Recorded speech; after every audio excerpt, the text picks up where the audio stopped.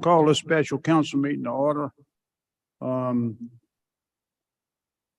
we're doing this morning is adding an amendment to the February 10th, 22 council meeting minutes. So at this time, I'll turn it over to Ms. Lisa Wallace, who will explain what we're doing this morning. Thank you, Mayor. Actually, the amendment to the minutes, I think Ms. Meservey was going to explain that one. Yes, sir. On the page 3 of the February 10th, 2022 minutes, there was a duplicate paragraph and a paragraph missing that had to do with the Midtown redevelopment plan. The video from the meeting shows what actually happened, but the minutes were wrong. So we just need to make an amendment to correct that. As it was in the packet that was on the website.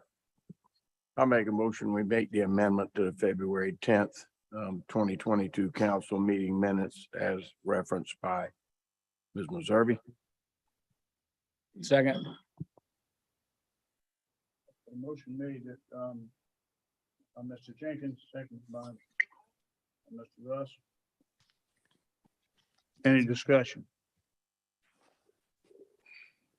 Hearing none, all in favor signify by raising your right hand. Vote aye. Aye. Opposed, likewise. Motion carried.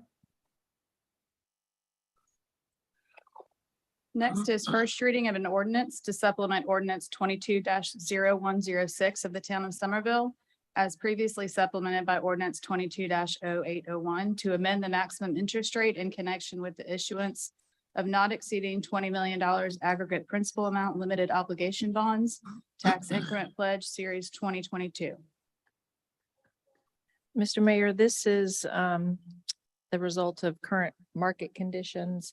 The only change is to amend the maximum true interest cost from 4% to a maximum true interest cost of 5.5%. Mr. Mayor, I make a motion, we give first reading of an ordinance to amend the maximum interest rate on limited obligation bond. Second. Okay, motion made and seconded. We raise it to, we're raising the, did you say 5 or 5% here? I mean, 5 or 5.5, 5.5, yes. 5.5% in a second. Any discussion on this?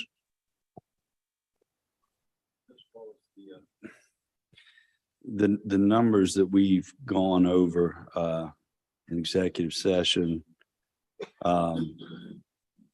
potential debt service that the town might have to make either out of fund balance or operating funds, I think during 25, 26, 27, that was based on the lower interest rate.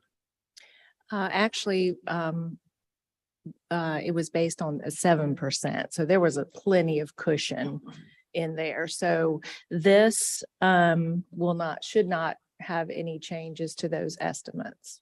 Is my understanding. Is that your understanding? Okay. Well, it would seem like that's good news. How are we looking at numbers based on 7% when we've only now approved, we've only up to this point approved a maximum of 4%, and this amendment would change it to 5.5%? What would be the purpose of looking at 7% numbers? Just being conservative, making sure that, the maximum amount was considered as a maximum debt that we would be facing. So I think there was just that cushion built in there. I mean, I understand where we are in this process and we're almost at the finish line apparently, but I would hope that this council would never approve anything close to 7%.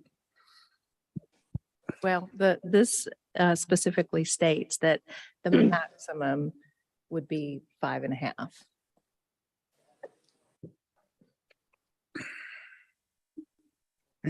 Any other discussion? I just want to be on the record for recusing myself from voting on this. Thank you.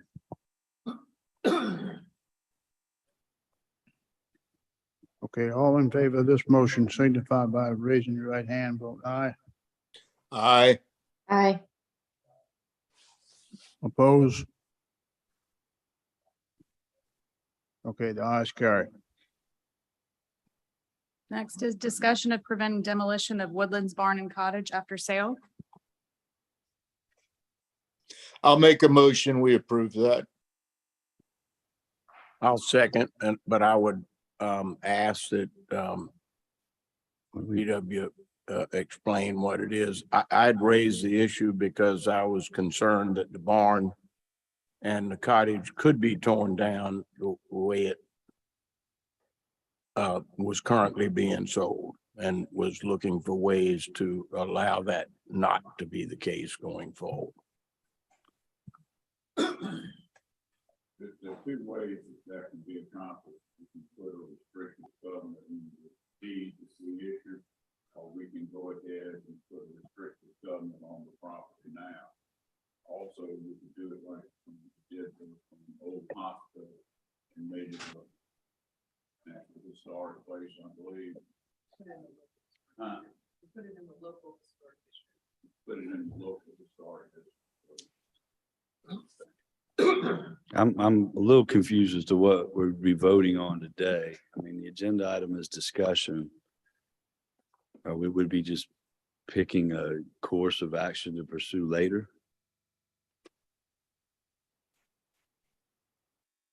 My assumption is we would be discussing it and then asking Mr. Parker to take a course of action to keep the property from being destroyed.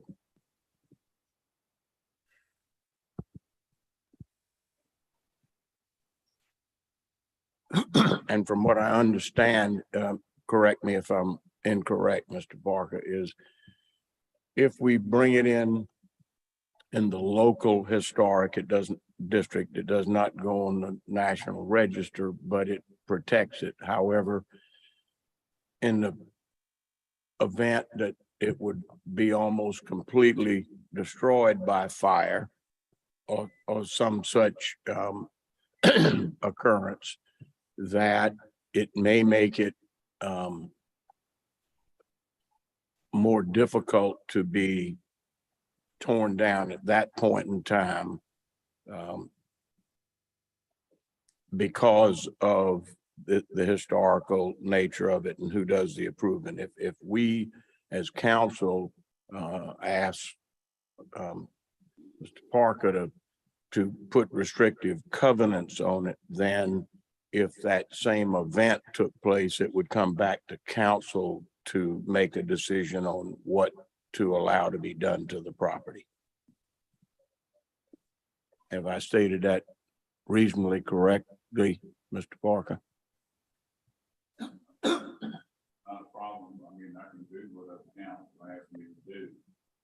You might, I think you spoke with our realtor about it also, how that might affect the marketability of it. That's my concern, that a deed restriction or restricted covenant is going to reduce the value of the property in perpetuity. I'm not convinced that this council would have anything to do with it, or a future council would have anything to do with it if we sell the property with a restrictive covenant on it or a deed restriction on it, and 10, 20, 30 years down the road, somebody wants to take that off. I'm not clear on that.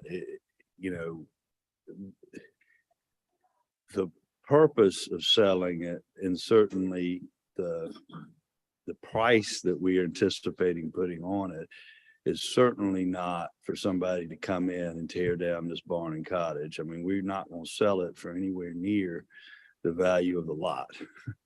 If someone doesn't love this cottage and barn, they're not going to be paying anywhere near what we're going to be asking for it. But if we feel the need to further protect it after we no longer own it, it would seem to me that putting it into the historic district and having our Board of Architectural Review have to sign off not only on a demolition, but on any kind of additions or modifications that would potentially cause some controversy in the neighborhood. I mean, I think that's what this is about, that the neighbors of this property don't want to see the character of this parcel change, and I don't blame them. It may also be an opportunity to bring other properties into the historic district. I wouldn't want to put anybody in the historic district that didn't want to be in it, but whether it's the Woodlands Mansion or some of the houses on Briarwood that I'm not sure in the historic district, it could be an opportunity to bring in more than just one parcel. And I'm happy with that course of action myself. I think I just want the property protected in some fashion, and council's will is I'm happy to go along with. It may be a lengthier process. Ms. Schuler could probably address that, but I think it would have to go to the Planning Commission. And so it doesn't go to the Planning Commission, just to be a. Okay.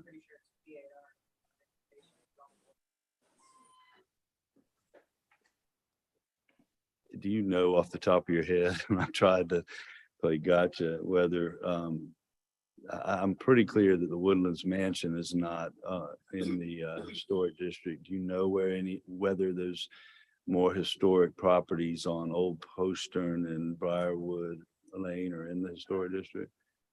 There are a number of properties on Briarwood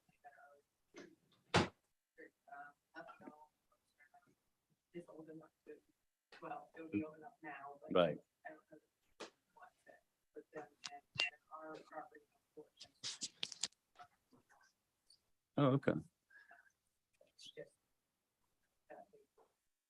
The At the time, it did not exist. So right. And I'm not suggesting we put any 1980s houses, 90s houses in the storage district, but this parcel is much closer to the existing historic district boundaries than I realized. So I'd like to see us at least reach, if there are other historic properties in the area that are not in the district, I'd like to see us reach out to them and just gauge interest. I know for years we've been trying to bring some of the historic properties in the Tea Farm neighborhood into the historic district, but to this point, I think all the property owners are politely fine.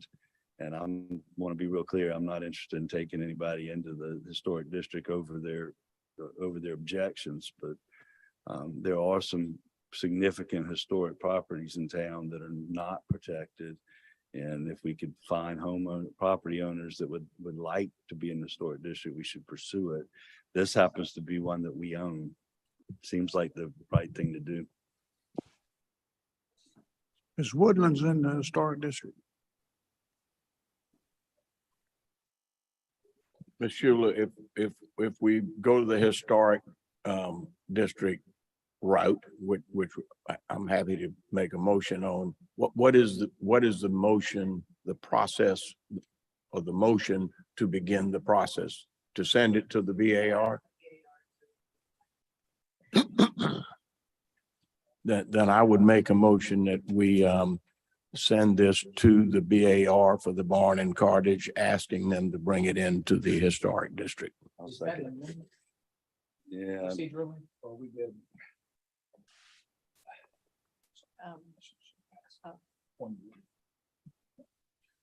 Perhaps Mr. Just keep Jackson. moving. I was gonna say. perhaps- it's early in the morning. I don't want to just second Mr. Jenkins's motion and everybody just forget what happened with him. So we go ahead with Terry's new motion I'll Okay. second. and Bill's second. Okay, Yep. and that's just for the barn and the cottage. Correct, just that Okay. we send it to BAR for their, Yeah, because we got that. Is it on the market yet? no. Okay, but we getting ready to put it on the market. So we need to move forward with that. Okay. Motion made and I seconded. should mention to council that I have spoken with Candy Pratt on this, just to get her input. She was pleased that we were considering taking this action. And should someone have interest in the interim, which I don't think they have at this point in time, she was going to make them aware that we were at least discussing this. Any more discussion? Before we vote? Okay, all in favor signify by raising your right hand, voting aye. Aye. Aye. Ayes. Ayes carry. Anything Motion else? to adjourn. Okay, second. All in favor, Second. say aye. Aye. Aye. Motion adjourned. Meeting's adjourned, I mean.